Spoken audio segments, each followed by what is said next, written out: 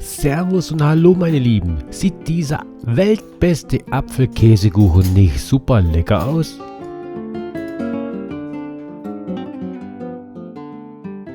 Dabei unterlief mir ein richtig heftiger Fehler.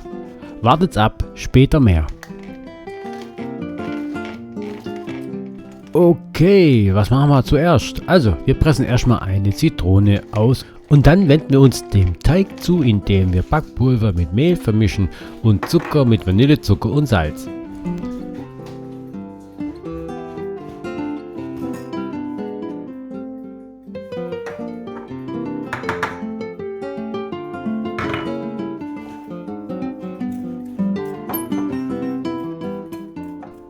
Und für diesen Teig brauchen wir auch Butter und die schlagen wir kräftig auf.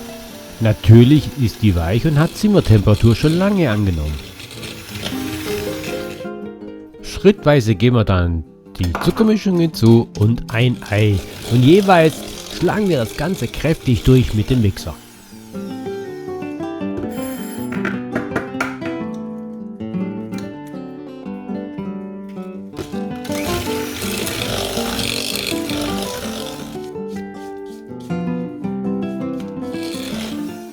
So, jetzt noch die Mehlmischung hinzu und wir kneten das Ganze richtig durch, bis der Teig sich findet und dann ein Teigbolle entsteht.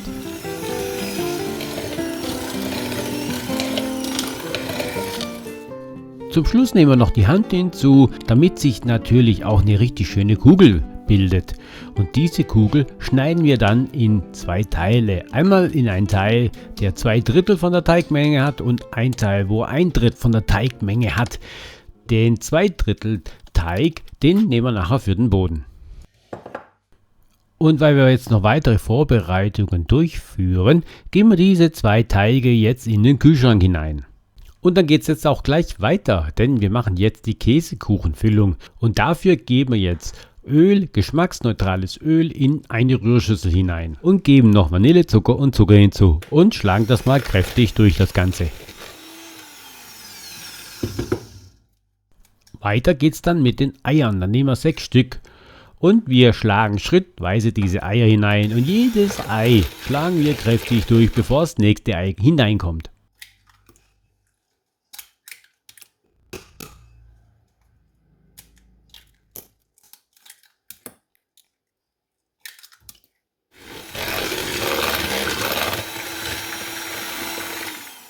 So, die Eier sind drin, jetzt geben wir noch Vanille-Puddingpulver hinzu.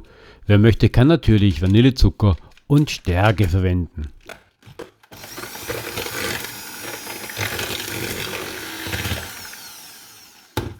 So, danach kommen die Hauptdarsteller ins Spiel. Das wäre zum einen Mascarpone und Quark. Wer natürlich den teuren Mascarpone nicht kaufen möchte, sondern Frischkäse, der kann natürlich auch Frischkäse verwenden. Ich habe bisher zugegeben nicht den großen Unterschied gemerkt, wenn ich einmal Frischkäse genommen habe oder einmal Mascarpone.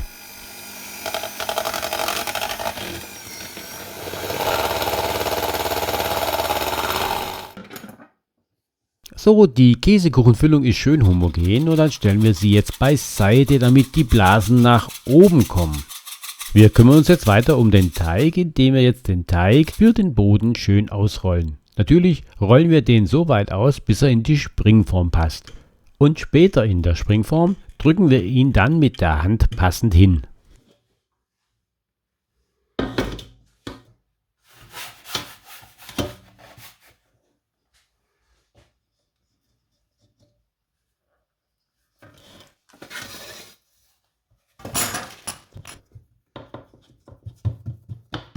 Mit der Gabel stechen wir dann noch in den Teig hinein, legen die Springform beiseite und heizen den Ofen schon mal auf 220 Grad Oberhitze auf.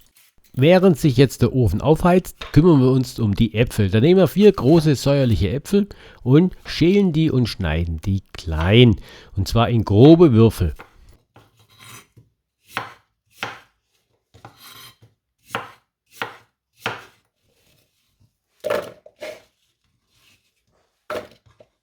Damit die Äpfel jetzt nicht braun werden, geben wir noch Zucker hinzu und den Zitronensaft und rühren das Ganze gut durch. Und das gleiche machen wir jedes Mal, wenn weitere Äpfel hinzukommen. Dann rühren wir immer kräftig durch, damit sich der Zitronensaft schön auf den Äpfeln verteilt.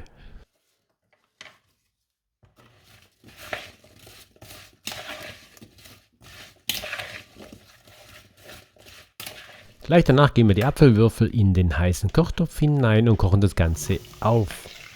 Den restlichen Zucker geben wir auch hinzu und Apfelsaft.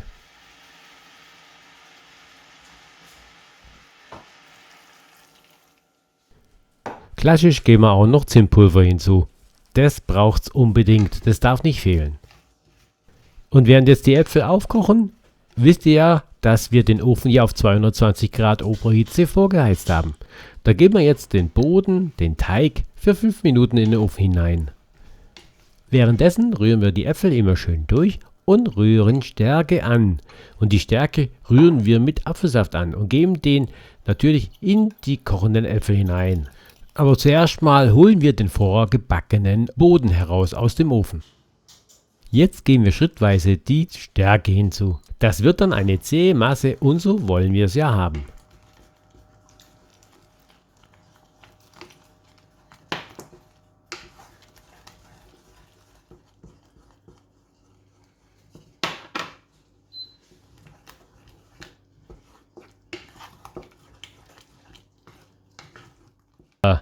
Jetzt kommen wir zu dem Fehler, den ich gemacht habe.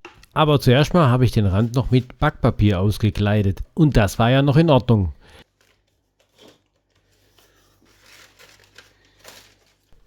Aber warum habe ich das Backpapier an den Rand geheftet? Natürlich um einen Rand hinzumachen.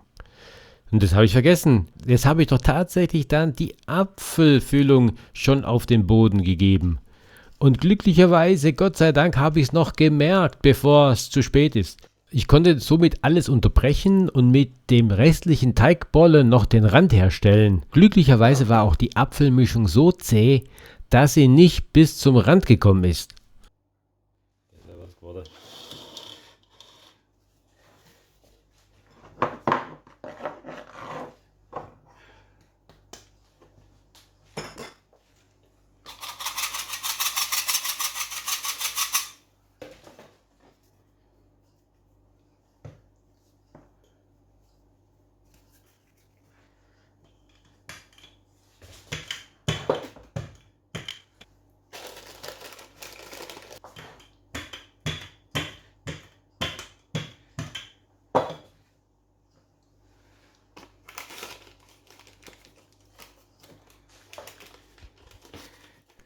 So, der Rand war jetzt Gott sei Dank dran und ich konnte dann die Apfelfüllung schön glatt streichen. Gott sei Dank habe ich den Boden vorgebacken, sonst hätte die Apfelfüllung natürlich den Boden aufgeweicht gehabt. Da wäre der Teig dann roh gewesen.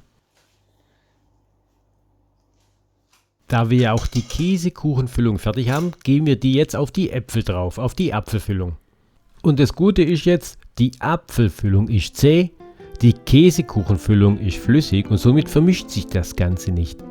Und wie ihr seht, die Käsekuchenfüllung reicht bis an den Oberrand des Randes. Genauso muss es sein. Wirklich perfekt das Ganze. Währenddessen haben wir auch den Ofen angelassen. Den haben wir jetzt auf 145 Grad eingestellt. Und zwar Ober- und Unterhitze. Somit müssen wir den Ofen jetzt nicht zweimal aufheizen, sondern wir nutzen die Restwärme von vorher, vom Vorbacken des Bodens.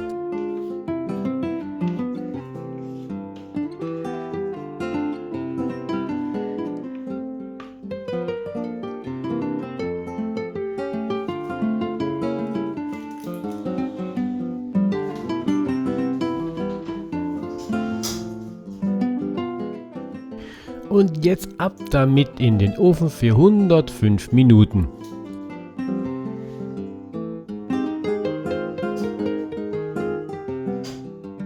Nach der Zeit schalten wir den Ofen aus und öffnen die Türe für einen Spalt weit. Für 30 Minuten. Und erst dann holen wir den Kuchen komplett heraus aus dem Ofen. Gut wäre es, wenn wir jetzt den Kuchen über Nacht abkühlen lassen und dann erst aus der Springform befreien würden. Und wie ihr seht, der Kuchen sieht richtig gut aus, richtig lecker.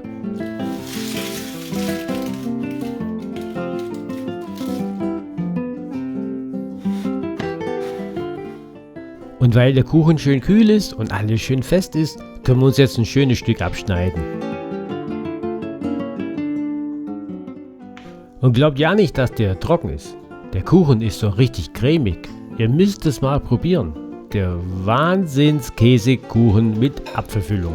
Also, ich hoffe, es hat euch gefallen und ihr backt diesen leckeren Apfelkäsekuchen mal nach. Und ich hoffe, ich sehe euch bei der nächsten Folge von Nobis Kochstudien wieder. Tschüss, bis zum nächsten Mal, meine Lieben. Bleibt gesund und bleibt am Ball.